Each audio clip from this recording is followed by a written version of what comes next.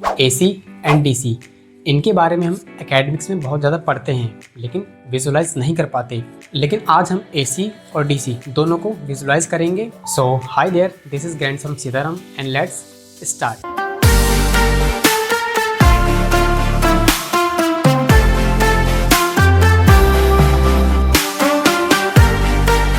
All right, तो हमें पता है जो हमारे घरों में सप्लाई होती है, जो ट्रांसफार्मर से हमारे घरों में बिजली आती है, वो ऑल्टरनेटिंग करंट होती है। ये है मेरे रूम की ट्यूबलाइट जो कि AC सोर्स से कनेक्टेड है। ये है एक LED लाइट जो कि DC बैटरी से कनेक्टेड है। तो अब हमें ये सोचना चाहिए कि दोनों में डिफरेंस क्या है, जबकि एक AC सोर्स से कनेक्टेड है और एक DC बैटरी से कनेक्टेड है। देखिए, मैं अब इस वीडियो को 30 FPS पर रिकॉर्ड कर रहा हूँ और अगर हमें विजुलाइज करना है तो मुझे इसको 60 FPS पर करना होगा। FPS का मतलब होता है फ्रेम पर सेकेंड। इसका मतलब एक वीडियो में आपको 1 सेकेंड में आपको 60 फ्रेम दिखाए जाएंगे। जनरली ज़्यादातर फ़ोन में 30 FPS होता है। 30 FPS का मतलब 1 सेकेंड में आपको 30 फ्रेम्स दिखाए जाएंगे। और अगर आप 60 FPS यूज़ करते हैं तो 60 FPS का मतलब है 1 सेकेंड में आपको 60 इमेजेस या 60 फ्रेम दिखाए जाएंगे।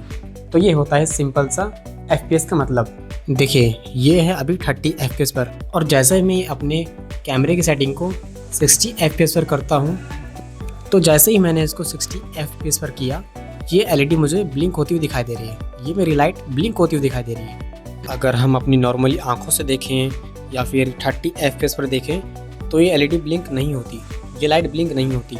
लेकिन जब हम इसे 60 FPS पर देखते हैं तो ये ब्लिंक होती हुई दिखाई देती है। लेकिन ऐसा क्यों? ये लाइट 60 FPS पर ब्लिंक क्यों हो रही है, जबकि हम नॉर्मली आंखों से देखें तो इसकी ब्राइटनेस कांस्टेंट रहती है, ये अप और डाउन नहीं होती।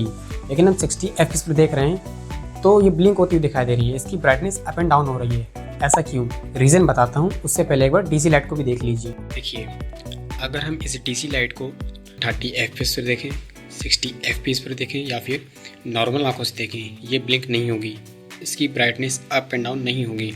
क्योंकि आपको पता होगा कि जो DC की वोल्टेज होती है वो कांस्टेंट रहती है, यानी उसमें ब्राइटनेस अप एंड डाउन नहीं होती, इसकी वोल्टेज हमेशा कांस्टेंट रहती है। लेकिन वहीं पर AC की बात करें तो AC में वोल्टेज चेंज होती रहती है, वहाँ पर 2 साइकिल चलती रहती है, एक पॉजिटिव साइकिल और एक नेगेटिव साइकिल। और आपको पता होगा इंडिया में AC करंट की फ्रीक्वेंसी है 50 हर्ट्ज, यानी आपको 1 सेकंड में AC करंट की 50 साइकिल्स दिखाई देंगी।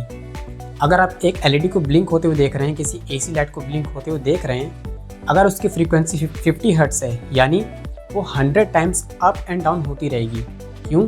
क्योंकि अगर आपने पढ़ा होगा फिजिक्स में तो आपको पता होगा कि एक कंप्लीट साइकिल में AC की एक पॉजिटिव हाफ साइकिल होती है, एक नेगेटिव हाफ साइकिल होती है। और जब 1 सेकेंड में 50 साइकिल्स कंप्लीट हो रही हैं, इसका मतलब जो आपने अभी AC लाइट देखी थी वो 100 टाइम्स उसकी ब्राइटनेस अप एंड डाउन हो रही थी। तो 50 हर्ट्ज का सिंपल सा मतलब यही है कि 1 सेकेंड में उसकी वोल्टेज जो है 50 टाइम्स वेरी करेगी। तो AC लाइट का ब्लिंक होने का सिंपल सा रीज़न यही है। 30 FPS पर हमें इसलिए ब्लिंक होती हुई नहीं दिखाई देगी क्योंकि हमें अगर AC करंट की कंप्लीट 50 साइकिल देखनी है तो हमें कम से कम हमें 50 FPS का कैमरा रिक्वायर्ड होगा। और इसलिए हमने 60 FPS का कैमरा यूज़ किया, क्योंकि कैमरे जनरली इंडिया में 30 FPS के बाद 60 FPS प्रोवाइड करते हैं। और अगर आप 60 FPS से ऊपर भी जाएंगे तो भी आप कंप्लीट साइकिल देख पाएंगे, AC लाइट को ब्लिंक होते हुए देख पाएंगे। तो आज आपने बहुत कुछ सीख लिया है और अब आप अपने फ्रेंड्स को